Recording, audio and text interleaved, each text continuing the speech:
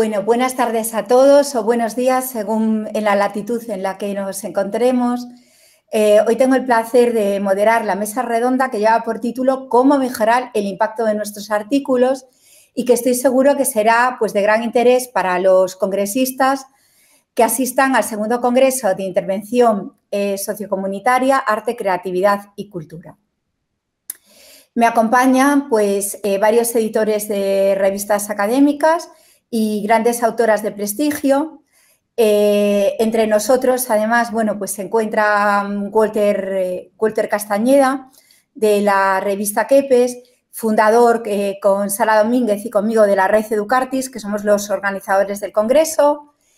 También es editor de la revista Kepes, Pedro Javier Alvar y Miguel Ranilla y Lorena López, que son editores de Arte Individuo Sociedad.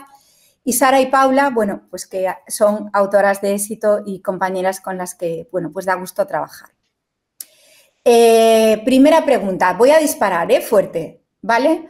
Walter, como editor de Kepes y miembro honorífico y fundador de la Red Educartis, ¿cómo mejorar el impacto de nuestros artículos? ¿Qué consejo le darías tú a los investigadores? ¿Qué tendrían que tener en cuenta? Gracias, Vita, y buenas tardes a todos las personas que se encuentran en este panel. Es una pregunta difícil y yo creo que vamos a tenerla que ir desarrollando paso a paso en la medida en que vamos conversando. En principio, la pregunta por el impacto me parece que depende de dos grandes factores, unos que son internos a las revistas y otros que son externos. Los internos ya bien son difíciles de manejar y creería tendrían que ver con el proceso editorial, en donde la selección, bueno, preselección, selección, la selección de los evaluadores, la calidad también pues, de los trabajos que nos llegan, deben estar garantizados por la revista. Asimismo, dentro de esos factores internos hay ciertas alianzas, hay unos aliados, hay personas, grupos e instituciones con las cuales trabajamos que nos ayudan a divulgar, con lo cual pues, estaríamos por lo menos intentando generar divulgación, como lo digo, pero el tema del impacto depende también de factores externos. Por ejemplo, la visibilidad que tengan los artículos, las descargas, por ejemplo, el uso y la citación. Muchos de ellos no son controlables por la revista. Allí se requiere que la comunidad que la rodea, incluyendo los propios evaluadores, así como a los autores, hagan su parte. Y esa parte me parece que es de mediano y largo plazo, porque ahí dependerá de la calidad de los artículos, la citabilidad de los mismos y la vigencia de los datos con los que se trabaja. Ambos factores, internos y externos, van perfectamente correlacionados, pero no son del todo manejables por la revista. Muy bien, Walter, muchísimas gracias.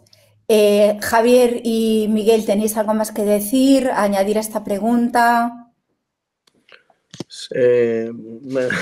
Si quiere Javi, bueno, si no yo. Sí, dentro de esa, bueno, de ese interés que pueda ser para visibilizar el trabajo, como muy bien decía Walter, bueno, y buenas tardes, como muy bien decía Walter, bueno, pues buscar temas que puedan ser de interés, por supuesto, dentro de las áreas y de las comunidades a las que le pueda resultar interesante, por supuesto.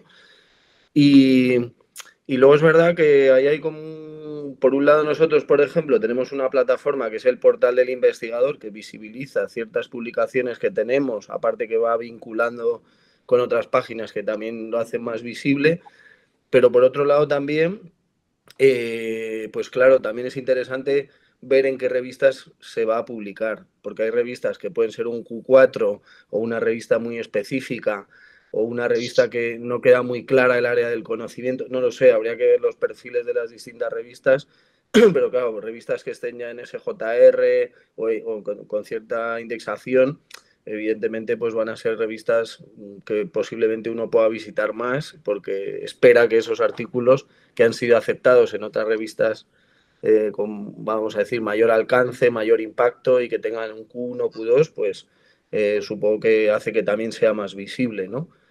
Eso es... Javier, Lorena. Muy buenas, muchas gracias por la invitación y buenos días o buenas tardes. Aparte de lo que muy bien han dicho los compañeros, yo sí que haría énfasis en la manera de el previo a publicar, ¿no? Aparte de intentar elegir las revistas, como bien han dicho, revistas de impacto o que estén íntimamente relacionadas con nuestra temática de investigación, sí que ver cómo trabajar el equipo, o sea, estos mini grupos de investigación que en muchas ocasiones hacemos y que están lejos a lo mejor de nuestros grupos de investigación iniciales, creo que desde ese punto de vista, alinearnos con personas afines, creo que también desde ahí empezaría lo que es la red para luego poderlo vincular incluso a nuestras redes sociales y demás, como muy bien estáis haciendo algunas de vosotras, en este caso ciñéndonos un poco al último artículo que habéis publicado, tanto Vita como Paula, en estos minigrupos que se van generando. Así que es importante primero cuidar ese primer equipo, aparte de, digamos, dirigir la mirada a revistas de impacto. Luego, los preprint que muchas veces trabajamos y que los tenemos anteriormente a lo que es el paper maquetado como tal, creo que también sería un buen elemento para poder empezar a difundir la investigación a través de redes, pues ya no solo las redes típicas como ORCID, Google, el portal de investigación, como muy bien ha dicho Miguel, o Web of Science, o Scopus y demás, sino que también centrar la mirada en redes pues como Instagram, que son un poco más redes populares, intentar hacer esa transferencia, estableciendo, por ejemplo, un pequeño vídeo, resumen sobre la investigación y vincularlo a YouTube, por ejemplo, o Vimeo y demás, para que así ya no solo quede el resultado en un texto escrito que a lo mejor al nivel social no genera mucho interés, pero sí quizá a nivel más popular puede tener cierta transferencia y que además hoy en día también es algo como de obligación, ¿no? El tener que transferir el conocimiento y que muchos de nosotros lo intentamos hacer de la mejor manera que podemos, ¿no? Sino que tenga más profundidad. No solo se quede en un paper con un impacto alto, sino que intentar también cuidar esa red social que creo que entre nosotros, citando de manera conveniente y estableciendo esas líneas potentes de investigación, pues puede tener mayor cabida e impacto, ¿no? Gracias, Lore. Javier. Bueno, gracias por la invitación. La verdad es que tenemos dos posiciones, ¿no? Como editores, una como editores de revista y otro como autores, ¿no? Editores de revista que no podemos publicar en nuestra propia revista, o por lo menos esa es la norma. Entonces, bueno, pues como editores de revista, pues haciendo una buena selección de artículos. En el caso de nuestra revista, como tiene mucho impacto, pues es que recibimos muchísimos artículos y pues tenemos que hacer una buena selección de temas, de artículos que se ajusten a la línea editorial de la revista, dentro de que nuestra revista Arte, Individuo y Sociedad pues tiene muchas temáticas transversales o afines, pero con un peso específico en artes, ¿no? Por ejemplo, algo de cine en nuestra revista pues encaja siempre que tenga un peso, el arte tenga un peso específico o la arquitectura u otras líneas afines. Bueno, desde ahí pues hacer una buena selección entre el equipo. Tenemos a Miguel, al director, a mí, pues revisando todos estos artículos que entran y, bueno, pues haciendo una valoración, una criba, una investigación del artículo y del autor, porque nos estamos encontrando con mucha problemática de artículos sospechosos, repetidos en otro idioma, bueno, difícil de detectar, entonces casi también hacemos una búsqueda, una labor de investigación. El ORCID, está claro que el ORCID nos da muchos datos del bagaje de publicaciones, por eso se piden ya prácticamente en todas las revistas, porque nos da un bagaje de publicaciones de los autores. Bueno, y ahí pues hacer una buena selección de artículos que sean lo más citables posible, claro, porque al final cuanto más nos citen las revistas, pues nos sube el impacto. Llevar todos los procesos editoriales muy estrictos, por ejemplo, el sello de calidad FECIT, que lo estamos renovando ahora, pues nos exige pues una serie de pasos, de pautas en la página web, en los procesos, en los flujos de trabajo, que demostrando todo eso, pues conseguimos un sello de calidad de revista científica española en nuestro caso Y bueno, aparte también somos evaluados por Scopus y la Web of Science. Y bueno, y como revista, pues ese es un poco una forma de conseguir un buen impacto. No, lo tenemos más fácil porque ya ese impacto ha ido creciendo con mucho tiempo. Es una trayectoria, llevamos 37 años, Arte, Individuo, Sociedad. Pues es una trayectoria muy larga, fuimos muy pioneros en artes, entonces se ha ido trabajando y gracias a, somos como 8 personas, una buena coordinación, un buen engranaje del equipo editorial, pues conseguimos ser muy serios y bueno, publicar en un tiempo lo más breve posible. Y eso pues lo agradecen mucho los autores. Y como ya he hablado un poquito, prefiero para más tarde hablar como autor en la publicación. Ya he contado un poco la parte de como editores, cómo podemos conseguir impacto. Yo creo que doy paso más a otras compañeras. Sí. Paula y Sara, queridas, una pregunta difícil. ¿Interesa pagar para ser publicado o no? ¿Contesto yo, Sara, o contestas? Como quieras, Paula, empieza tú. Vale. A ver, yo creo que sí que interesa, pero cuando has revisado muy bien que esa publicación no es una publicación depredadora, que está bien indexada y demás. ¿Y por qué interesa? Porque normalmente en editoriales, por ejemplo, como MDPI, tienes unos tiempos muy ajustados en positivo de publicación. Y ya sabemos la urgencia que tenemos a los investigadores de publicar, entonces en una que no pagues a lo mejor puedes estar 2 años entre revisiones y demás, y en una de pago lo que estás pagando es que las revisiones se aceleren, es decir, pagas a gente como nosotros que está al otro lado revisando, con lo cual todo el proceso se acelera. Pero claro, viendo muy bien que no sea una depredadora, que no esté en negativo en los paneles de ANECA y demás. Mi experiencia es que sí, o por lo menos hasta que tengas un cúmulo de artículos y, como decía Javier, puedas demostrar en un ORCID que tienes publicaciones para que otras publicaciones te admitan, ¿no? Porque si no es la pescadilla que se muerde la cola. Gracias, Pau. Bueno, yo creo que esta pregunta no tendría sentido si esta mesa fuese de médicos. Quiero decir, toda la vida se ha pagado por publicar. Si estuviéramos hablando de disciplinas científico-tecnológicas, esto no sería cuestionable. Todos pagan y pagan muchísimo dinero por publicar. ¿Por qué? Porque, evidentemente, tienen proyectos de investigación de muchísimo dinero también. Entonces, dentro de esos proyectos de investigación vienen asumidas esas publicaciones en esas revistas de tantísimo impacto, ¿no?, para toda la sociedad, con publicaciones que realmente tienen un impacto social pues muy alto. ¿Qué pasa? Y volvemos un poco a lo de siempre, nuestras áreas son áreas deficitarias y para nosotros encontrarnos con que tenemos que desprender de nuestro bolsillo un poco, pagar por trabajar, porque es así, investigamos y además tenemos que pagar 3.000 euros repartidos entre 3 autores, 4 autores, ¿no?, que somos a lo mejor las personas que llevamos a cabo esta investigación. Entonces, ¿es bueno pagar por publicar?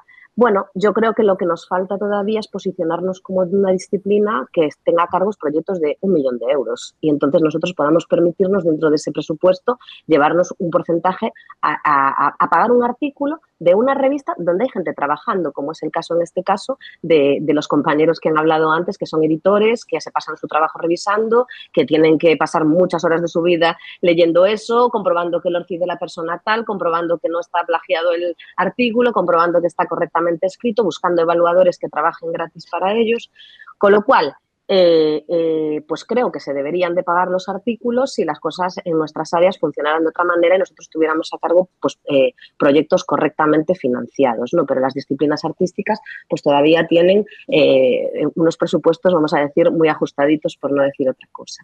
Y con respecto a estas, y hacía referencia un poco Paula antes, con razón, es decir, hemos recurrido a esto exactamente por todas las motivaciones que ha dicho Paula ahora mismo, es decir, la premura, la necesidad, todas estas cuestiones que hablábamos antes. Sí que es verdad que esto ha sido un poco, está siendo problemático porque, claro, como siempre se hace un uso y abuso de todas estas cuestiones y las agencias de evaluación están capando de alguna manera pues la repetición en determinadas editoriales, como ha hecho ahora la ANECA en el caso de MDPI, ¿no? Entonces, bueno, se nos cortan un poco las alas por todos los lados. Ni tenemos la financiación para poder publicar en Wiley o en el Sevier y que realmente podamos pagar 6.000 euros por publicar un artículo en una revista de altísimo impacto.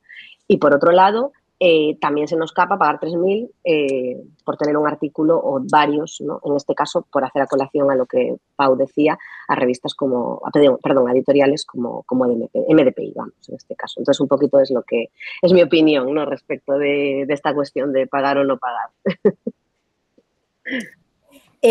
Hace poco en una charla en Madrid, en la Universidad de Paula, salió un tema muy polémico para los editores, ¿no? Y es que, bueno, pues hemos visto cómo WOS echaba ahora pues a la revista Comunicar de su base de datos, ¿no?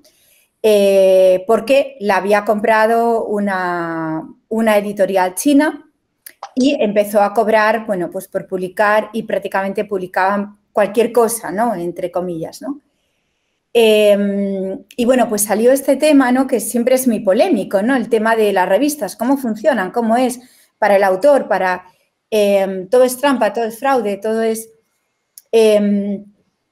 y me parece que es un tema interesante en el sentido de poder distinguir, ¿no? O sea, de distinguir lo que es una buena práctica de lo que es una mala práctica. O sea, una revista que es predadora y que tiene un interés económico, o una revista que es divulgadora, aunque, quiero decir, pues cobre, ¿no? por procesar los artículos, o una revista que no cobra y que otras personas hacen el trabajo, ¿no? Y me llamó la atención porque uno de los editores que estaba allí dijo que cualquier cifra que le pagaran por su revista era pequeña. Dijo, porque las canas que me he sacado, el trabajo que me llevo, los problemas que me da, dice, pongan el número que pongan encima de la mesa, es poco. Poco, ¿no? Entonces, claro, bueno, pues ahí se ve, ¿no? el trabajo que tienen las editoriales, ¿no? Las revistas y los editores detrás, también los autores. Claro, un poco todo, ¿no? Un poco todo. Otra pregunta que es un poco polémica, así para la mesa en general, ¿eh? Temas y metodologías actuales. Cualitativo, cuantitativo, mixto. ¿Qué hacemos? ¿Qué hacen los investigadores? ¿Qué deberían hacer? ¿Qué es lo que de alguna manera más se busca? Hombre, yo creo, bueno, empiezo hablando yo, que siempre que hagamos una metodología mixta o bien fundamentada, triangulando datos cualitativos y cuantitativos, vamos a ofrecer de alguna forma resultados más sólidos, ¿no? Y sobre todo algo que yo creo que sí que las revistas valoran mucho son las áreas emergentes. Es decir, áreas que interesen, ¿no? Pues ahora mismo impacto educativo de la inteligencia artificial es un área emergente que está siendo de gran interés. Arte y salud lo lleva siendo mucho tiempo, inclusión social, neurociencia. Y, por ejemplo, yo rechazaría, ¿vale? En ese ámbito de la metodología, pues siempre que haya poco rigor metodológico o una falta de replicar los resultados a otros campos o unas conclusiones especulativas y demás, pero sobre todo es un buen método. De hecho, vamos, yo mi consejo, que tarde en verlo, es empezar escribiendo un artículo por la metodología. Cuando es sólida y es consistente, el resto sale solo. Pero si ya empiezas con un marco teórico muy bien fundamentado, todo muy bien escrito, y luego pasas a la metodología y ya estás medio aburrido y lo dejas ahí estar, eso no va a convencer a nadie, porque igual que las revistas son muy rigurosas a la hora de elegir, tienen mucha oferta, yo creo que como autores tenemos que ser muy rigurosos a la hora de escribir y ofrecer lo mejor, ¿no? Bueno, en nuestro caso, no solo, también admitimos artículos teóricos, como el tema del arte, la historia del arte, pues trabaja mucho en base a teorías y revisiones de literaturas y yo que estoy revisando todos los días bastantes artículos, ahí siempre hay un número que entra interesante y muy teóricamente muy interesantes, muy trabajados en profundidad con temas también bastante relevantes y que, bueno, en nuestro caso en la revista también entran, ¿no? Esos trabajos más teóricos también, ¿no? Otras revistas no, claro, pero en la nuestra sí. Lorena. Pues al hilo de lo que estáis diciendo, yo creo que también nosotros como área de arte, la investigación basada en las artes tendría que estar dentro de la metodología. Lo que pasa es que a veces la definen como cualitativa, otras veces la quieren definir con el marco de investigación basada en las artes, otras veces lo denominan artografía. Entonces hay como variabilidad en metodologías que igual, dependiendo de la revista, podemos darle un enfoque u otro. Entonces ahí está un gran dilema, porque nosotros a nivel cuantitativo, al menos la formación que hemos recibido inicial, yo salvo porque estuve trabajando en psicología social en la USAL, no había tocado jamás antes la metodología cuantitativa. Entonces es algo que, como no te respaldes dentro del equipo por alguien que maneje esa metodología, yo creo que nosotros nos quedamos un poco cojos. Luego está la cuestión teórica, como dice muy bien Javier, que pues hacer una buena sistematización de datos, de información y demás, ese cuerpo teórico también entra en juego, pero hay que hacerlo muy bien y muy afinado porque si no, dependiendo de la revista, no encaja. Con lo cual, siendo de artes, también hay que darle peso a nuestra manera de crear y de procesuar, porque bueno, somos de arte y también lo que decía también un poco relacionándolo con lo que decía Sara, hasta que no vayamos todos en la misma línea o una línea muy parecida de refutar lo que estamos investigando y el cómo, no van a considerarnos como un área como tal. Es verdad que Arte y Salud está teniendo un perfil bastante potente. De hecho, la última investigación, por una cuestión ya de carácter personal, buscas en la Web of Science Arte y Salud y ha subido bastante. Y eso también es un poco debido a personas como nosotros o otras personas que no están dentro de esta mesa que abogan por trabajar desde ahí, poner sobre la mesa que nuestras metodologías sí que tienen cabida como cualitativas, pero seguimos teniendo la coletilla de arte para que nos entiendan. Entonces, por ahí la divulgación hay que ser como muy exhaustivo a la hora de presentar los datos, ¿no? Sí tienen cabida, pero dependiendo dónde. Entonces hay que seguir jugando a lanzar la ficha en la casilla correspondiente, ¿no? Yo, honestamente, creo que se nota mucho la falta de tradición metodológica y yo creo que la metodología es importante que esté bien. A veces da igual cuál. Yo ya sabéis que soy muy fan de la metodología mixta, siempre me parece que triangula muy bien, pero también me parece muy interesante que existan diferentes instrumentos para la triangulación de datos dentro del mismo tipo de metodología. Es decir, tener una quali con análisis de contenido, con entrevistas, con un focus group o lo que sea, puede darte una investigación fantástica, o sea, realmente una investigación muy buena. ¿Qué observo yo? Cuando trabajo con gente pues, de mi área o de áreas afines, como vosotros, la didáctica de la expresión plástica, es que hay mucho desconocimiento de las bases metodológicas. Es decir, yo lo que veo es que los artículos, ya no los artículos, los trabajos están mal ejecutados. Hay una muy buena idea muchas veces de base, una muy buena intencionalidad en el objetivo de la investigación, pero luego a la hora de articular esa investigación pues falla muchísimo a nivel metodológico. ¿Alguien quiere decir algo más a esta pregunta? Walter. Sí.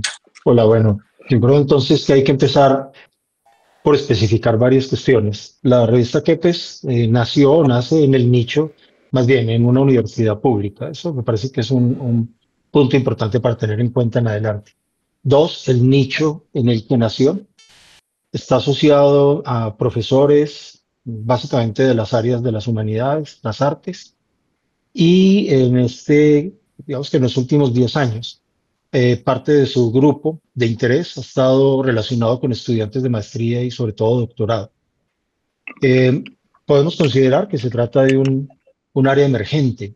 La revista se declara en Scopus en una categoría peculiar, en artes performativas, humanidades y artes performativas. Ahora, el diseño, digamos que es como el vínculo que genera conexión entre distintos intereses. El scope que la revista declara tiene que ver con diseño, comunicación e imagen. Y a partir de allí, entonces, una cantidad de proyectos, la mayoría de ellos resultados de investigación, en una menor cantidad reflexiones. Bueno, digamos, podríamos decir que hay unos grandes tópicos o intereses que se orientan, entre otras cosas, a la didáctica, la habitabilidad, la interacción y la experiencia, que cada una de ellas es alimentada a su vez pues, por unos campos un poco más consolidados. Por ejemplo, la arquitectura, las artes, la imagen y las comunicaciones. Se utilizan insumos o instrumentos, por ejemplo, estoy hablando de la generalidad, no de particularidades, la performance, la fotografía, las redes, el trabajo con imagen. Si hemos de pensar en algún tipo de modelo o de tradición o de paradigma, la mayoría de los trabajos reportan investigaciones que tienen enfoques o paradigmas sociocríticos e interpretativos. Y a nivel metodológico se aprecian distintos tipos de enfoques, podríamos decir, etnográficos, fenomenológicos, investigación-creación, a través del diseño, investigación-acción participativa. Muchísimas gracias, Walter. Sí, realmente, o sea, está claro que el tema de la metodología siempre, ¿no? Es un tema difícil, ¿no? para abordar, tanto para los autores, especialmente para los autores, a la hora, bueno, pues de elegir, ¿no? Como dice Paula, se empieza por ahí, ¿qué voy a hacer, no? Y si quiero hacer esto, ¿cómo lo voy a medir, no? ¿Cómo voy a evaluarlo, no? Por decirlo de alguna manera, y ahí es donde está todo, ¿no? Entonces, bueno, pues dependiendo un poco de lo que uno va a hacer, elige, ¿no? Miguel, cuéntame. Nada, brevemente. No, un poco al hilo de lo que comentabais. Sí, yo creo que, o sea, por un lado nos hemos tenido que reinventar dentro de las artes para utilizar esas técnicas mixtas o beber de otras áreas o ramas del conocimiento. Por un lado, para darle como conferirle cierta seriedad a nuestras investigaciones. Por otro lado, porque no hay tantas revistas en las que se acepte el discurso en artes como tal. Y en esa especie de hibridación yo creo que hay gran parte de la sociología que está presente, en donde sucede algo muy complejo que es como tremendamente complicado diseñar vamos a pensar, una metodología cualitativa en donde tú quieres analizar cuestiones pues de muestras simbólicas, participativas, que pasen por un filtro semiológico, hermenéutico, es decir, hay como un montón de cuestiones relacionadas con lo simbólico y con los constructos, con las ideas, si nos mantenemos en el margen de las artes, que de algún modo hay como que transustanciarlas en cuestiones más concretas para poder intentar medir aquello de alguna manera, ¿no? Entonces yo creo que es como esa especie de alma de doble filo, es decir, hay que pasarse por lo tangible, porque lo intangible creo que requiere una complejidad muy, muy bestia, ¿no? Para poder diseñar una metodología que realmente afine en lo que queremos medir, ¿no? Pero bueno, es una opinión. Bueno, yo ya sabéis cuál es mi lema. Pon un sociólogo en tu vida, verás que te da alegría. O sea, coincido plenamente, claro, desde la sociología 100%. Otro tema polémico, ahí va para la mesa y difícil, ¿eh? Hoy me estoy portando mal, luego ya me porto mejor, pero bueno, para que no quede ahí. La IA generativa, ¿vale? La IA que tenemos ahora, ¿cómo la están notando las revistas y qué implica para los autores? Ambas cosas. ¿Se nota el impacto de la IA en las revistas, en el número de artículos que se reciben? ¿Ha crecido? No sé, ¿cuesta más detectar un buen paper? Bueno, yo aquí creo, no sé si Javi o yo podemos hablar de esto ya como expertos en detectives de la IA. Sí. Pero bueno, sí, vamos, yo brevemente mi experiencia de la IA y del crecimiento y volumen de artículos, sobre todo hay perfiles de países que se van viendo de dónde viene ese país, lo que decía Javi, buscando los ORCID, de qué va el paper, muchos papers buscar la financiación, de qué va el tema, y al final no es tanto el descubrir si está hecho o no está hecho con IA o si se ha producido las referencias, sino que yo creo que ya me da el cariz que estamos cogiendo ya cierta práctica a desvelar esa IA por las fórmulas que utiliza, los constructos, las referencias, los temas, etcétera, etcétera, y como que confiere o sea, que uno desvela rápidamente que sí, evidentemente yo creo que ha habido un un crecimiento exponencial en la producción científica, pero que bueno, que en parte ha sido también porque supongo que estos países que antes no les pedían ese interés científico, como a nosotros antes no nos pedían tantos papers en la NECA, supongo que de repente les han dicho, oye, que hay que publicar todo. Y entonces nos hemos vuelto todos como locos. No sé, pero me da un poco el cariz de esto, ¿no? Walter. Bueno, la verdad nosotros aún no estamos preparados para, es decir, no tenemos instrumentos, yo creo que estaremos distantes de eso. Lo que más que reduce, recalca la necesidad de que tanto el editor como el comité y los evaluadores, pero en principio los primeros, editor, comité, redoblen esfuerzos y hagan un trabajo mucho más, no es que sea mucho más, perdón, no hagan el trabajo que les corresponde. Me parece que en últimas es un trabajo humano el que nos lleva a identificar y a sospechar. ¿Por qué humano? Porque pues digamos que la experiencia es la que nos permite detectar, por ejemplo, factores tan básicos como la gramática, las citas, la construcción de las ideas, así como la originalidad de los problemas. Esto en cuanto a la revista. Me parece que todavía nos encontramos cerca con relación al desarrollo o más bien a esta masificación de las inteligencias artificiales como para empezar a identificar patrones, de qué países, de qué áreas pueden venir las producciones que pretenden filtrarse. Y para los autores, me parece que, como siempre, se devuelve hacia un tema ético, de dónde de dónde obtienen los datos, cómo trabajaron los datos, cómo trabajaron las fuentes, por ejemplo, y cuál es el nivel de originalidad que están entregando. Con inteligencia o sin inteligencia artificial, las revistas tendrán una responsabilidad y es darle divulgación al conocimiento, pero pues precedida de procesos de editoría que implican experiencia de quienes están al frente de las revistas. Insisto, con inteligencia o sin inteligencia artificial. En el pasado, pues podíamos encontrar niveles similares de similitud, por ejemplo, o de autoplagio inclusive, es decir, temas, por ejemplo, de autoplagio, temas, por ejemplo, de citación o autocitación, muy recurrente, o nos encontrábamos también con un problema que hoy en día casi no lo estimamos, como lo puede ser Wikipedia, y en el pasado nos encontrábamos con otro tipo de referentes bibliográficos a los cuales se acudía. La inteligencia artificial, a mi juicio, ha acelerado las cosas y nos pone en un estado de alerta. Y yo creo que es en las revistas justamente en donde tienen que empezar a surgir patrones para identificar estas situaciones y hacerle frente al asunto. Hacerle frente no quiere decir rechazar, necesariamente es comprender el fenómeno y pues tomar las cartas debidas. Exacto. Yo quería comentar una cosita. Bueno, perdón. No, nada, Javier. No, ya conectando con la revista, ¿no? Por ejemplo, nosotros recibimos muchísimos artículos.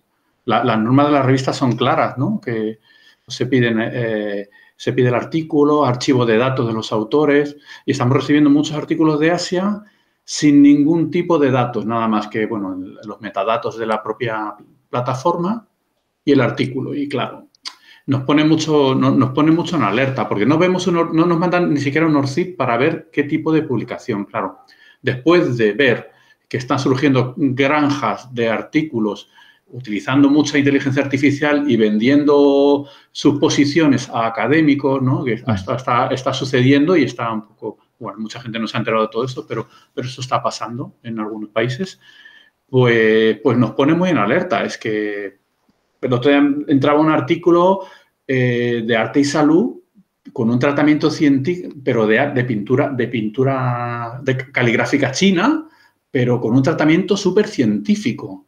Y claro, te pone en alerta, no sabes, dices, bueno, es que no me cuadra este tipo de discurso en algo de artes en un artículo. Solo era el artículo, no nada más que el nombre, un nombre que bueno, pues difícil de identificar un nombre chino en la página web o de algún país de Asia, ¿no?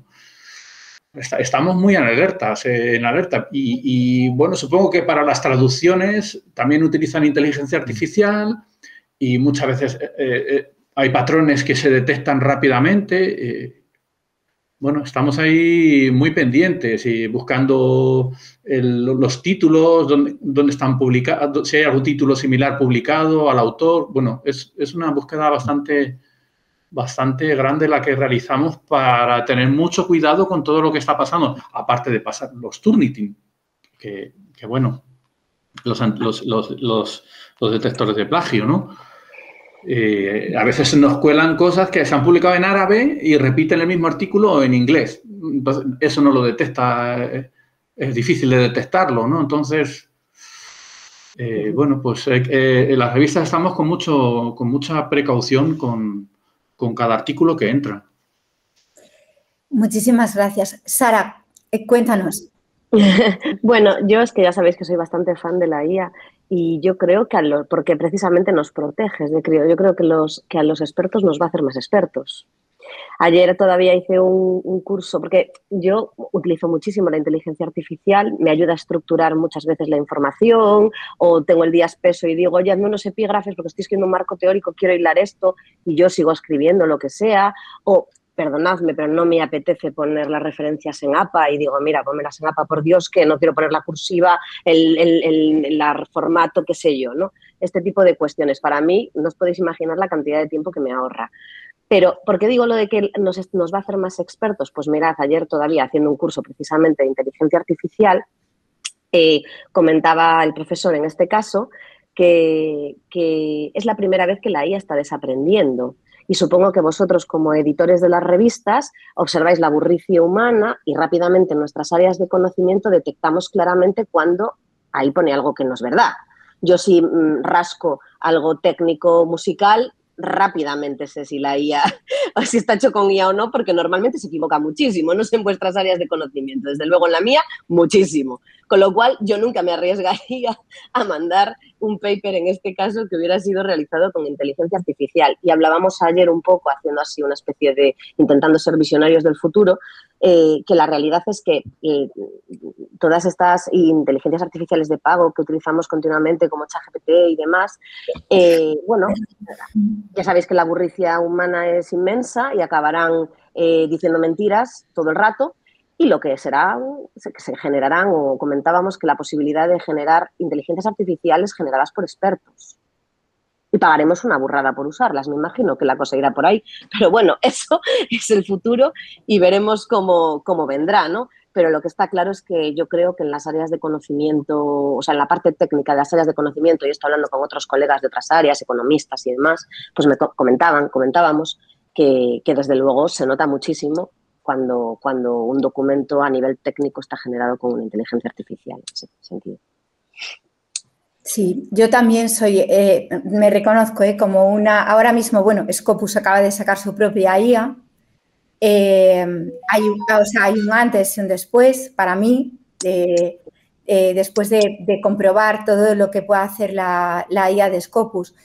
Sí es verdad que te quita trabajo. O sea, si la utilizas bien, yo siempre digo que la inteligencia artificial es artificial porque no es humana.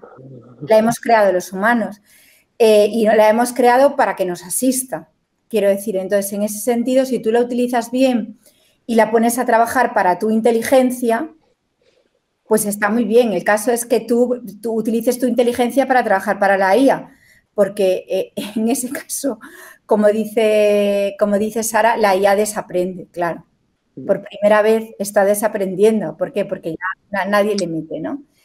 Pero sí que es verdad que bien utilizada, pues es como el Atlas TI o como el SPSS en su día. Quiero decir, pues te quita trabajo, claro. Efectivamente, no es lo mismo hacer un recuento de frecuencias a mano con una calculadora, la media tal, que te lo haga todo el SPSS. Y ahora, claro, ahí es donde están los datos, ¿no? La calidad de los datos, que también yo creo que eso es muy importante, es algo que no hemos abordado. Si tienes buenos datos, da igual el programa que utilices o la tecnología que utilices. Como tengas malos datos, bueno, pues es otra cosa. Cuéntame, Paula, que yo estoy de moderadora, pero ya veis que no soy capaz de no dar mi opinión a veces. No, que yo, a ver, siendo un poco empática y poniendo en el punto de vista de los editores, claro, es que pienso ahora la carga de trabajo que tenéis que tener, porque, claro, es que se puede triplicar la producción.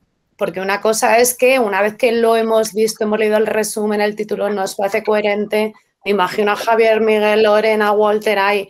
Venga, le voy a echar una primera lectura, ya has tardado 20 minutos. Y claro, ya de repente empiezas con los adjetivos estos que pone la IA y dices, esto ya me suena inteligencia, pero es que tardas en detectarlo, porque me pasa a mí personalmente con trabajos de alumno de fin de grado, que estoy harta de leerme cosas que suenan muy bien, digo, ¡hala! ¿Cómo? Y ya de repente digo, pues si dice lo mismo 25 veces iguales, venga, vamos al Turnitin, bueno, toma por saco, y ya por todos los lados. Pero ¿qué cuesta detectarlo? Entonces, claro, si de países asiáticos vienen tantos tipos de artículos, pues la sobrecarga es absoluta. Yo al principio cuando entró la IA estaba muy fascinada y ahora estoy en decadencia por eso, porque veo que se repite mucho, es una pesada. Es verdad que para estructurar datos bien utilizada, como lo que decía Sara, de referencias APA, cosas muy técnicas. Lo hace muy bien como generadora de ideas que te puede ayudar a ti a redactar.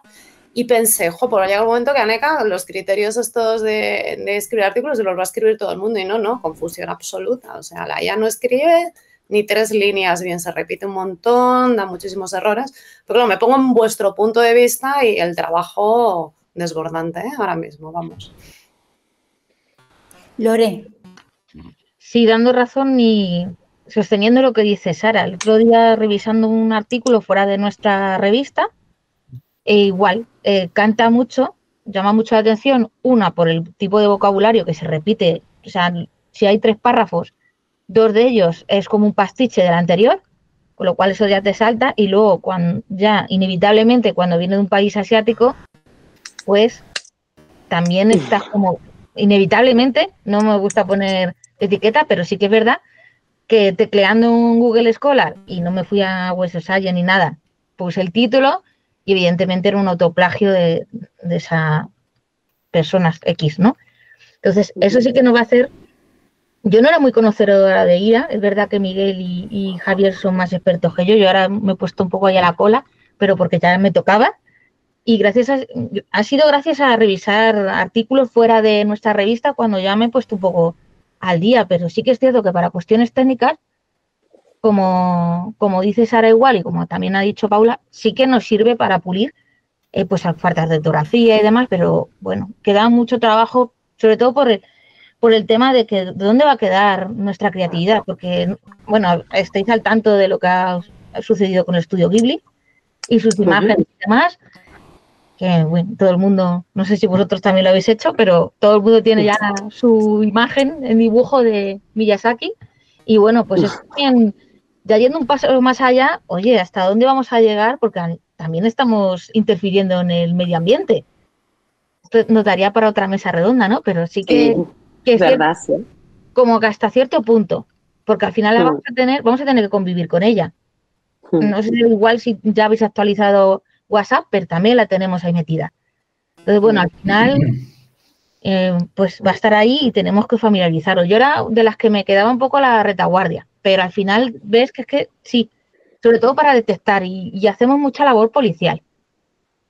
Entonces ahí mi sheriff que me anteceden son los que nos van formando y dándonos clip. Entonces sí, hay mucho trabajo. No es de extrañar que por ese motivo haya revistas como Ars Educa que han sido compradas también. Entonces, bueno, al final no sé hasta qué punto, porque el tiempo es oro, como decía un presentador muy conocido aquí en España, y creo que al final tanto tiempo de esta labor es compleja. Y hay que saber quién está también detrás de esas compras. Ya hay artículos que hablan de quién está detrás de todas esas compras, ¿no? Bueno. Es así, es así. No, yo siempre digo que detrás de un investigador y de un editor hay un criterio.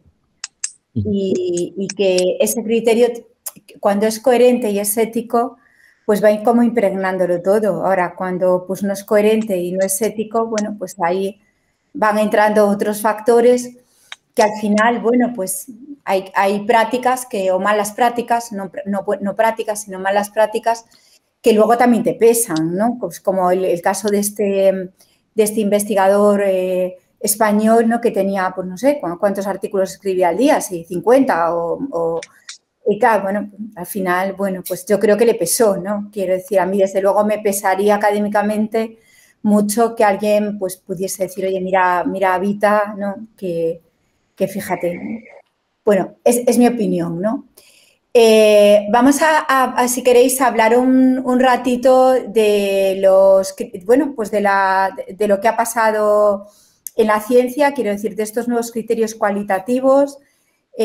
Antes, bueno, pues estábamos todos muy centrados en la base de datos, en el Q, y ahora, bueno, pues aparecen unos nuevos criterios, los criterios COARA, criterios cualitativos, que miden el impacto, ¿no?, y la visibilidad del artículo, es decir, la transferencia que tiene el artículo real en la sociedad, ¿no? Y, bueno, pues me gustaría que, en la medida de lo posible, tratáramos este tema, ¿no? Y no se me ocurre nadie mejor, ¿no?, para empezar a hablar de ello que Sara. Eso ahorita me lo dice, porque me ha tocado en varios sitios, me han invitado a hablar de este tema. Vamos a ver. Bueno, un poquito estamos ante una revolución en la manera de medir el impacto de nuestras investigaciones y se estima el horizonte, tanto la NECA como a nivel europeo, como los americanos ya desde el 2013, porque los criterios parten un poco de la declaración DORA, ¿vale? Que básicamente decían que el factor de impacto en las revistas no podía ser el único medidor de la calidad de los artículos y que la evaluación del investigador tenía que ser pues, más valorada más en el contenido que por el lugar que ocupaba, que por el lugar donde se publicaba esa investigación, para que nos entendamos. Esto empieza en el 2013 y en el 2023 básicamente se ponen todos de acuerdo en Europa, hay más de 800 firmas de instituciones de investigación, universidades y demás que han adoptado estos criterios, incluyendo nuestra agencia de evaluación, que ya evalúa este año por primera vez, vais a decir que fue hace 2 años, pero bueno, la aplicación más fuerte ya va a empezar este año con los esenios. Con lo cual, los criterios COARA no se ciñen únicamente a la revisión cualitativa informada por revisión por pares y al currículum narrativo, sino que es todavía mucho más compleja, por lo menos si nosotros, y hay que hacerla además en un periodo de tiempo como muy largo, ¿no? Entonces, bueno, yo voy a hacer así, voy a estructurar un poco los principales puntos y luego pues dar un poco ahí a la audiencia, a mis compañeros que supongo que también pues ya saben de estas cosas, que yo no vengo a enseñar nada, un poquito así cuáles son las formas ahora mismo que se están utilizando para medir el impacto. El impacto cuando hablamos de revisión cualitativa informada por pares, hablamos de que va a haber 2 personas que van a evaluar la narrativa, porque lo que se prima es una narrativa que esté muy bien hilada y justificada de nuestra investigación, más que nuestra revista esté en el Q1, en el JCR o en la base de datos X. Y se van a medir fundamentalmente 3 cuestiones. Por un lado, el uso de datos. Por otro lado, el impacto social. Y, por otro lado, las citas en políticas públicas.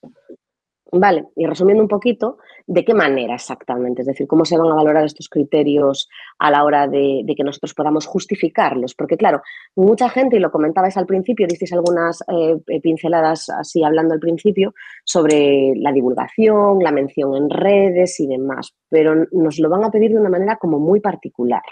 Entonces, ahora poco menos que influencers. No, digo de broma, pero no es broma en el sentido de que sí que hay cosas que hay que acordarse que ahora mismo la medición está 60-40 y donde está la revista es el 40 y todo lo demás es el 60. Con lo cual, pues bueno, no es tan importante, repito, ese factor de impacto de la revista, sino qué dice de nosotros ese artículo y qué calidad global tiene esa investigación.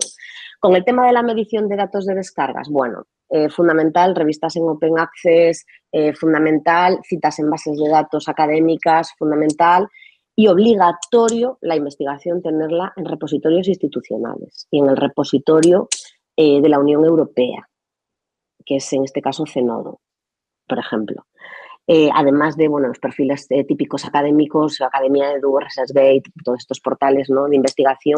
¿Por qué? Porque lo que se nos va a pedir es número de descargas de eso. Visualizaciones, compartidos y cuántos, pero números exactos. Es decir, y hay que contabilizar cuáles son autodescargas, cuáles son descargas repetidas del mismo investigador del mismo artículo y demás. Filtrar todo eso, que por eso están pidiendo determinados repositorios que marcan que no somos nosotros todos los días dándole una descarga. porque nos entendamos, ¿no?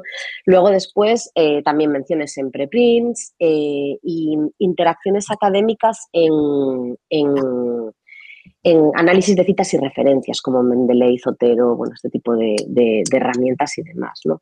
Y luego, por ejemplo, esto a nivel de datos, hablo de datos, porque ya partimos de la base de que ahora mismo ya veis que todas las revistas, y aquí sabéis mucho más que yo, pues editores y de revistas, que se está pidiendo absolutamente todos los datos de las investigaciones y todos los análisis, aunque sean cualitativos, porque parece que hablamos de datos y hablamos de cifras, y no.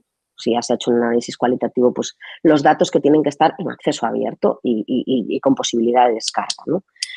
Lo que tiene que ver con el tema del impacto social, pues tenemos que buscar evidencias, pues de, por ejemplo, un estudio de caso, un análisis de alguien experto en el tema de nuestra investigación que hable de cómo nuestro artículo ha repercutido en cuestiones sociales externas.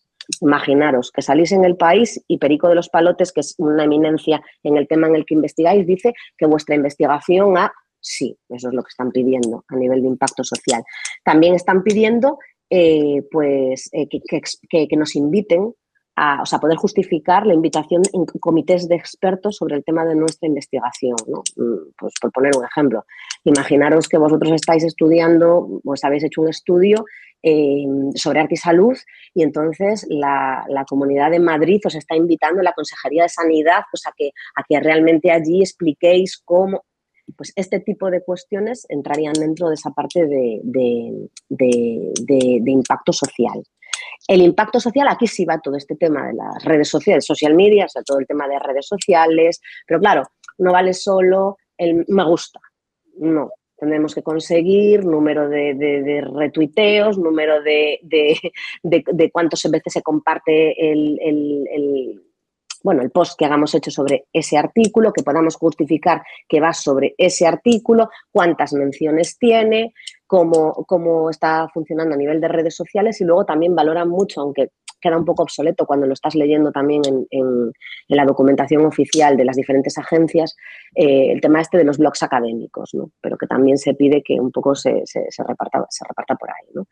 Y luego está también todo el tema de las citas en políticas públicas. O sea, hay bases de datos específicas en las que si nosotros impactamos con nuestra investigación en rehacer currículums, en citas de documentos de ONGs, en citas de informes de UNESCO, en citas de cambios legislativos y demás, sería como nosotros podemos justificar estos cambios o este impacto en las políticas públicas, en este caso, ¿no?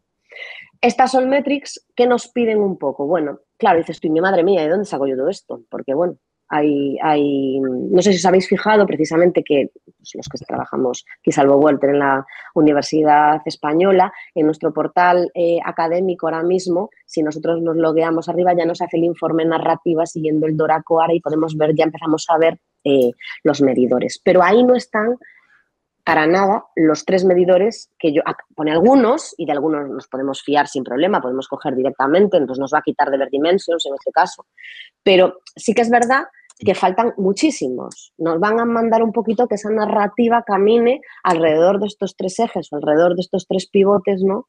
que acabo de comentar yo. Y por daros así un poco una pincelada y acabando ya, podemos verlo en almetric.com o podemos verlo en el caso del Sevier cuando tenemos que ver este tipo de impacto social, lo podemos ver en Plums, que es la de El Sevier. Funciona muy bien Overton, pero es una plataforma de pago. Y aquí sí que vamos a poder ver las citas en políticas públicas, por ejemplo, si se nos está citando en qué impacto en la legislación, en las regulaciones. O sea, es el mejor sitio para averiguar cuál es el impacto en las políticas públicas. Se está utilizando también mucho Impact Story porque nos permite evaluar un poco el impacto académico y social, con también menciones en redes sociales o cuando estamos buscando alguna plataforma también que nos dé esto de forma gratuita. Y luego, como habéis visto también en vuestros portales, pues en este caso Dimensions, que es un poco la que Idealnet, pero Idealnet ya se queda un poquito obsoleta porque ya no reposita toda la investigación como hacía antes y demás, ¿no? Google Académico en este caso, así como no ha valido como base de datos empírica, ¿no? Y no se ha contado nunca la indexación de Google Académico, sí que se cuentan, igual que se cuentan las descargas y las citas de ResearchGate y la estadística de impacto cuando tengamos que justificar un poco pues estas all metrics. Haciendo un resumencillo así un poco rápido, ¿no? Pero va a ser muy importante sobre todo que exista una coherencia muy clara en una única línea de investigación. Es decir, nos ha pasado a todos que cuando hemos empezado hemos tirado un poco a todo hasta que nos hemos encontrado con la línea de investigación en la que estamos cómodos, en la que tenemos un cierto expertise, en donde realmente decimos, bueno, este es mi tema y yo lo controlo y yo me siento cómoda aquí, ¿no? Van a valorar que seguramente pues las personas que estamos aquí querramos acreditarnos bueno, en rangos superiores y demás, pues que realmente cuando se llegue a ese punto, pues que la persona tenga un expertise claro en una línea de investigación clara, ¿no? Con lo cual, todas esas all metrics que tengan una cierta coherencia. Si yo trabajo en arte y salud, por hacer a colación un poco la temática que comentaba Lorena, que está en boga y sé que trabajáis vosotros mucho en estas cuestiones y tal, y a mí me invitan de museos, pues como que vale, a menos que esté haciendo algo terapéutico, quiero decir, que sería como raro, pero seguramente en vuestra trayectoria profesional habréis escrito sobre muchas más cosas que arte y salud, me imagino, como todos, cuando hemos empezado en esta historia, ¿no? Con lo cual, bueno, básicamente lo que piden es una línea como muy coherente y un expertise pues muy coherente, ¿no? A la hora de poder justificar la cantidad. Ellos abogan un poco por los criterios, Dora Coara abogan un poco por una evaluación más holística, es decir, el conjunto del investigador, que el investigador transfiere a la sociedad su conocimiento, que ese conocimiento se divulga, que ese conocimiento pues bueno, es accesible, funciona, vale para algo, y esto ha surgido un poco de la perversión esta, y volviendo a colación a todo lo que hemos hablado en esta mesa redonda, de pagar por publicar, trocear todo hasta extractar los datos en función de todo, intentar hacer 10 artículos de la misma investigación, bueno, un poco en esta dinámica en la que nos hemos movido, ¿no? Cuando nos han evaluado, porque lo que nos pedían era factor de impacto, y también ese estrés de las revistas por tener que subir, por tener que crecer, por tener que subir, ¿no? Y por mantenerse.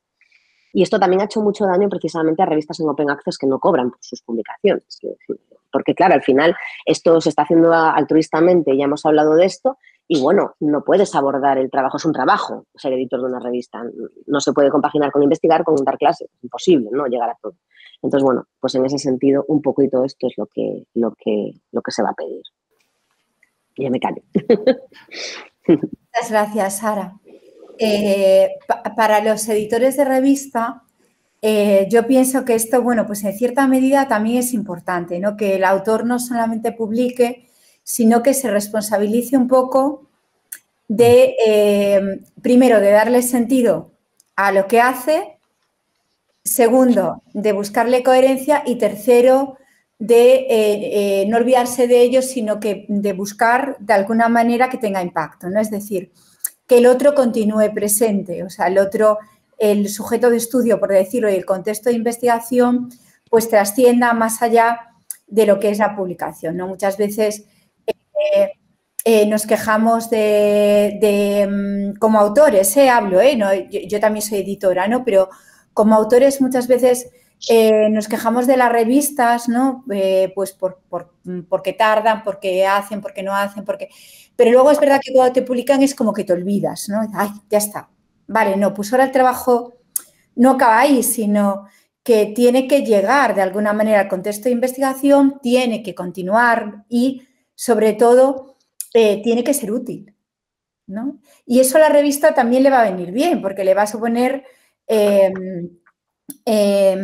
bueno, pues descargas, le va a suponer visitas, le va a suponer citas y de alguna manera también es como un poquito más justo, ¿no? Le da como una visibilidad de alguna manera también a la revista. Bueno, ya me callo porque ya a mí me toca hoy moderar, ¿no? Pero bueno, ya veis que me resulta complicado. Voy a dar la palabra a Paula y a continuación a Walter, que tiene la mano levantada. Paula, cuéntanos. Vale, pues nada, yo oyendo a Sara, que algo de todo esto ya me sonaba, creo que ya no necesitamos un sociólogo en el equipo de investigación, sino en relaciones públicas. Porque, a ver, yo creo que esto es perjudicial para nuestra área, porque yo entiendo que si tú trabajas en ciencias, ¿vale? y descubres cualquier tema de estos que están hipersubvencionados, es muy fácil que una ley política algo te incluya, te mencione, te busquen, pero ¿cómo no se encuentran? A ver, alguien me lo puede deducir, ¿vale?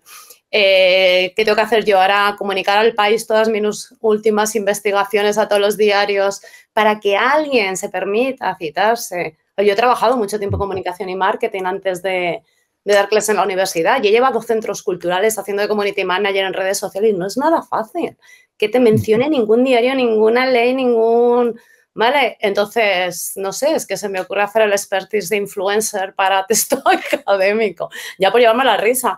Es decir, todo parece muy bonito, pero lo de una realidad. O sea, o que se centre la investigación en los 3 artículos de tu vida, en los 2 proyectos de investigación de la Unión Europea en los que vas a trabajar y no pares ahí. Pero entonces no vale nada lo que hemos hecho antes.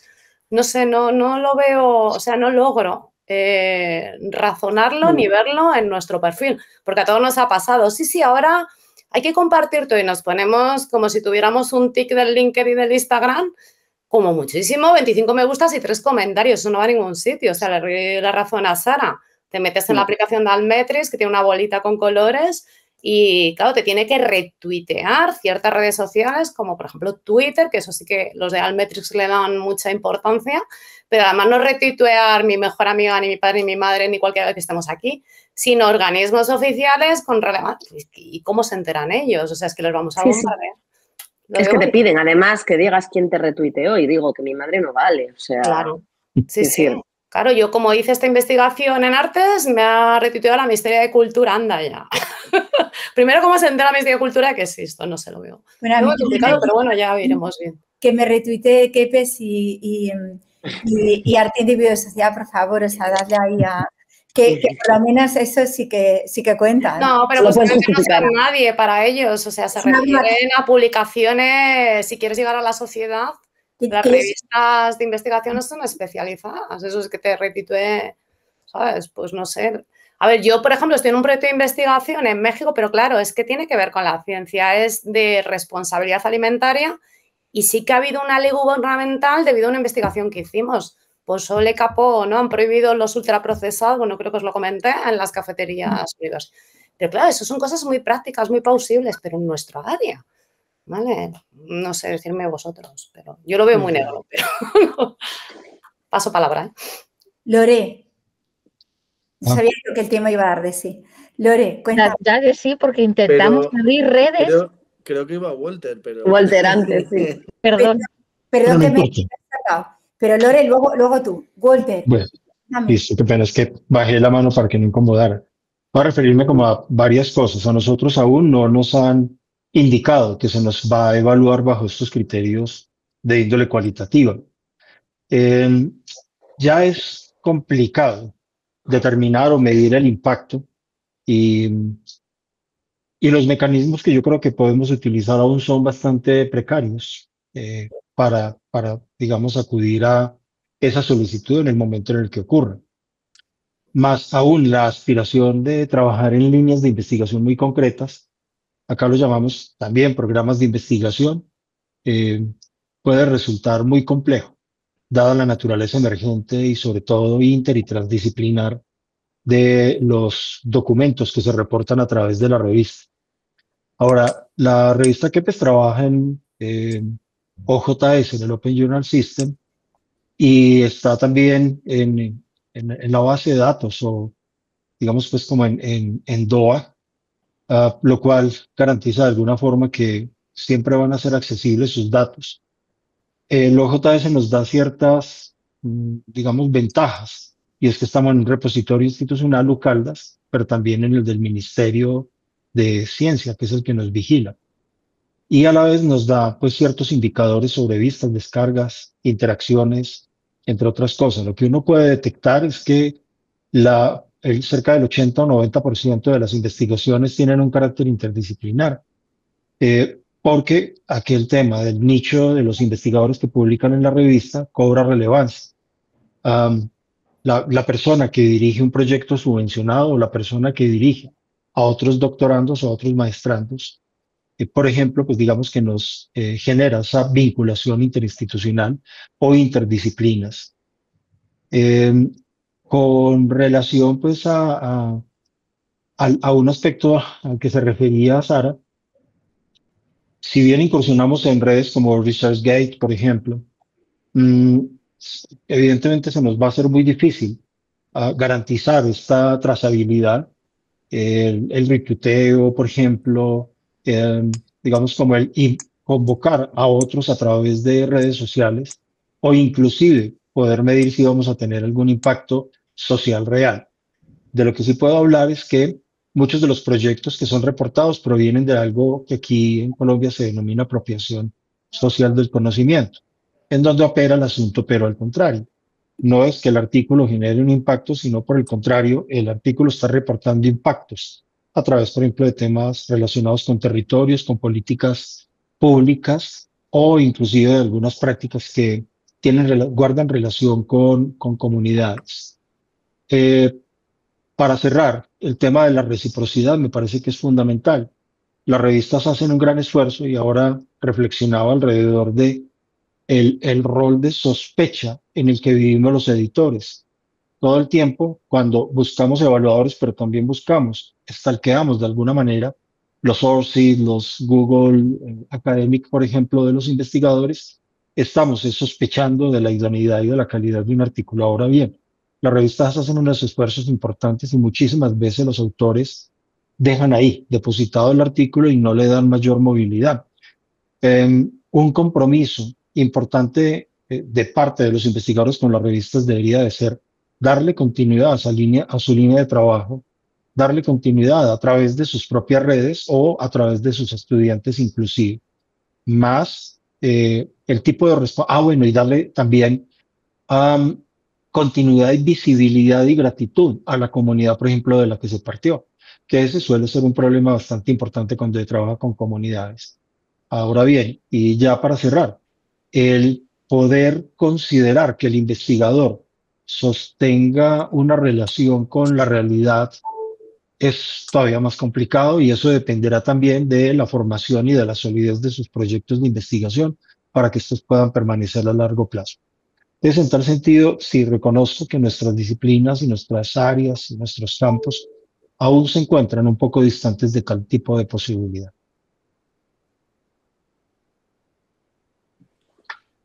Totalmente de acuerdo. Yo creo que esa reciprocidad y sobre todo ese reconocimiento del otro que esté presente, del contexto de investigación, que te ha abierto las puertas, que esa gratitud, ¿no? Y tiene que permanecer y tiene que de alguna manera que estar ahí, ¿no? Bien visible. Y es un compromiso que debe asumir el autor, por lo menos desde mi punto de vista, aunque sí que es verdad que comparto lo de las relaciones públicas también que comenta Pau, ¿no? Lore, cuéntame, que me interesa más tu opinión que la mía. Pues, iba a decir justo lo que has dicho de las relaciones públicas. Se intentó en Arte, Individuo, Sociedad implementar las redes sociales, pero se han quedado estancadas porque ya no dábamos abasto. Entonces, o una persona se centra en eso, al margen de la labor de edición, porque al final somos personas humanas y 24/7 no podemos estar todos los días dedicados a la revista. Aparte de que estamos haciendo nuestra docencia, intentar conseguir algún proyecto mínimamente de financiación. Entonces las redes sociales, como muy bien ha dicho Paula, es un trabajo en sí, y también si lo haces tienes que saber hacerlo bien, porque no sirve con subir la imagen, pero esa imagen tiene que tener un rigor, tiene que tener también un resumen adecuado que impacte, porque el lenguaje no es igual en las redes que en el propio paper. Entonces esa labor requiere un pensamiento que o lo asume el autor en algún momento o lo tenemos muy difícil porque no hay tiempo hábil. Entonces, o si no caemos en contratar a alguien, pero tampoco podríamos tener, como somos una revista que lo hacemos todo, ¿no? Nosotros, por decirlo de alguna manera, es difícil. Entonces, no cobramos, claro, por ello. Puedes hacer una temporada, pero es complicado. Ahí quizá la IA nos podría echar una mano para jugar el tema de las redes, que sí que, por lo que tengo entendido, lo hace bastante bien. Tendremos que seguir ahí profundizando. Yo quería comentar, uniendo eso, ¿no? El otro día, bueno, después de toda esta información que nos comentaba Sara, empecé a seguir completando el currículum y artículo en la página de la revista, el handlet del DOCTA, o sea, el repositorio institucional, el enlace de Zenodo, el enlace de ResearchGate.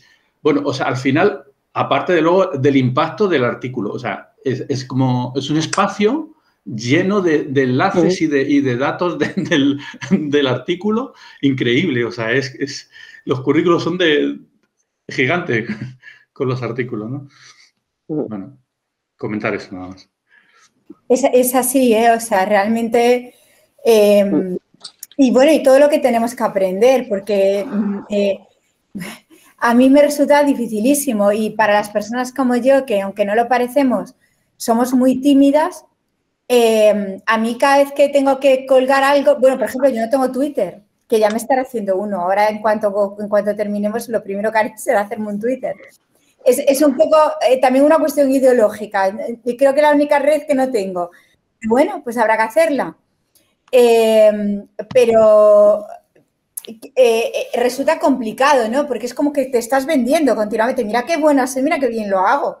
Mira qué bien lo hacemos mis compañeras y yo, qué bien. Pero bueno, sí que es verdad que antes, por ejemplo, pues yo suelo tener muy buena relación con las comunidades, con los contextos de investigación, porque siempre pues les hacía llegar, los cuidaba, tal. Bueno, pues también estoy viendo ahora que les gusta, ¿no? Cuando lo haces públicamente, ¿no? De alguna manera.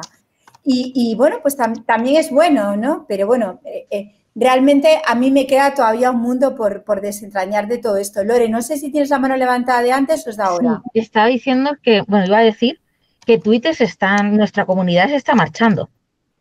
Entonces, se está quedando un nicho de personas que igual no tienen mucho que ver con nuestra área también.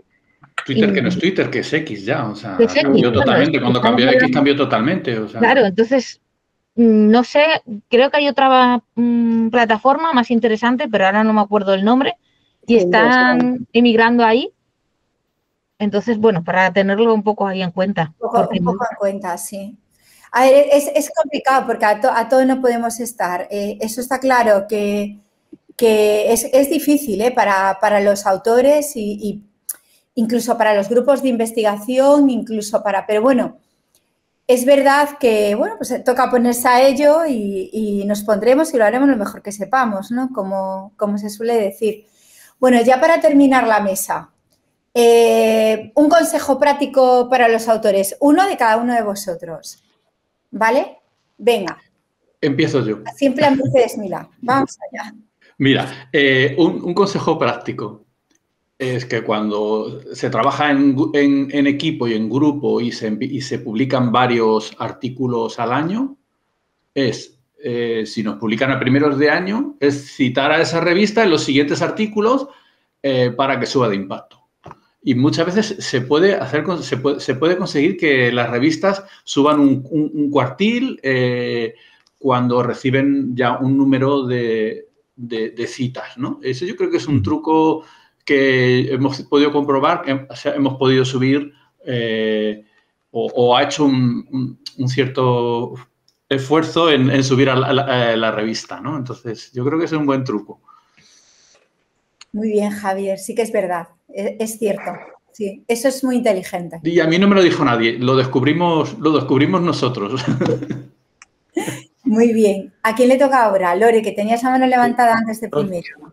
Venga. Yo voy a ser más básica, leerse las normas, entregar unas imágenes en condiciones, de verdad, porque al final, a última hora, cuando ves el paper o el preprint, ven las imágenes, ven el resultado y es como, bueno, pues es que eso es lo que usted me ha entregado. Entonces, es tan básico como eso. Creo que ya es un paso. Oye, si esta revista tiene esta normativa, vamos a facilitar el trabajo al editor mínimamente. Muy bien. Miguel. Nada. Toca. Un poco al hilo, trabajar en grupo. Yo creo que a mí me pasaba al principio de investigar que si te enfrentas tú solo a un paper, aparte que tienes que hacer la investigación, la muestra, en fin, ya lo que vayas a hacer, que se te puede hacer bola, ¿no? Y creo que trabajar en grupo o en pequeños grupos, incluso en colaboraciones, o sea, como lo queráis llamar, me parece muy interesante, por un lado, para aprender del resto de los integrantes del grupo, que seguramente pues uno sabe más de metodología, de esta metodología o de esto, de lo otro. Creo que es muy pedagógico. Y luego también me parece que puedes abrir distintas líneas de la investigación que pueden estar dentro de un mismo área o de un contexto, ¿no? Pero me parece que, bueno, que en ese ámbito productivo creo que es doblemente productivo, vaya. Muchas gracias, Miguel. Walter. Recogiendo un poco las anteriores, con las que estoy totalmente de acuerdo, leer el artículo 500 veces y solamente postularlo cuando 200 ojos lo hubiesen revisado, inclusive lo pueda comprender la tía. Totalmente de acuerdo. Totalmente de acuerdo. Muy bien. Está muy bien. ¿Verdad? Paula. Pues mira, a ver, yo respeto, bueno, entrando en la parte de los grupos que decía Miguel, por supuesto, pero sobre todo, elegir muy bien al grupo, tener mucha visión, ¿no? Pues eso, ¿qué me interesa? Me interesa alguien que tenga muchas citas, me interesa alguien que controle metodología, me interesa alguien que me haga de influencers luego para los Altmetrics, ¿de acuerdo? Entonces, dedicarle a eso casi al mismo tiempo que le dedicas a escribir al artículo, incluso ser proactivo en la búsqueda. Acuérdate que cuando estuvimos en mi universidad, en la charla, era un poco la conclusión que llegábamos todos los que nos hemos dado de bruces con la misma problemática. Grupos no bien consolidados y al final decides ponerte tú por tu cuenta hasta que te aparece por magia, a mí me ocurre conmigo también en tu vida, que es un doble yo y que trabajas fenomenal. Pero es que en esto han pasado 7 años y se pierde muchísimo, muchísimo el tiempo. Y luego una cosita más, que no sé si te voy a... que solo queda Sara, cuidar al máximo, lo que decía Walter, todos los detalles. Y si es necesario pagar los servicios de una correctora editorial, yo lo hago. Yo creo que escribo bien, vengo de humanidades, o sea, me de Bellas Artes hice humanidades, pero a pesar de todo nunca estoy segura y se lo paso a una revisora y siempre encuentra algo. Entonces, dar un trabajo tan pulido que enamore, ¿no? Que se lea bien, que no des trabajo y que apetezca publicarlo. Totalmente de acuerdo, Pau. Sara. Nada, yo me sumo pues a todo lo que habéis dicho. A mí me pasa muchas veces, bueno, a veces digo, le digo a mis alumnas de doctorado, sobre todo, que son así las que muchas veces están empezando a escribir o les das la oportunidad de empezar a escribir y con quien se prestan mucho más este tipo de consejos y demás, siempre les digo que hagan caso de las correcciones, fundamentalmente, porque muchas veces llegan las correcciones y yo muchas veces cuando corrijo las correcciones de los alumnos, digo, esto me va a ir. Y les digo, no os las toméis de broma, porque no va a ir si esto no lo corregís como lo tenéis que corregir. Entonces, bueno, yo les he explicado, me encontré una vez, y siempre cuento esa anécdota, le he hablado más veces con Vita y tal, una vez hice una corrección de 60 páginas, me lo podéis creer, 12 revisores en una revista que pensé que aquello me llevaba la vida.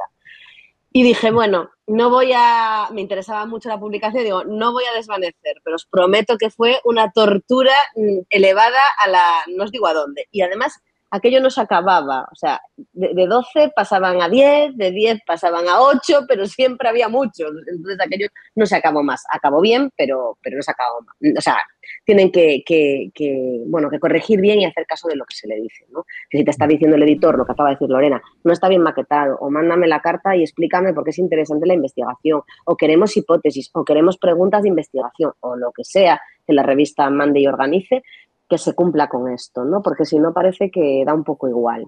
A veces también es verdad que se viene de mandar viene a veces un artículo con muchos rechazos y parece que dices, bueno, voy a intentar, y ni lo adaptas, ni lo ves, muchas veces, a veces pasa un poco esto, ¿no? Y a colación de lo que decía Miguel, me estoy acordando de una frase el otro día en una plaza de una chica que tenía un montón de cosas sola y un miembro del tribunal le dijo, mire, es que esto es muy sospechoso, porque en la universidad nadie trabaja solo, por acabar así un poco,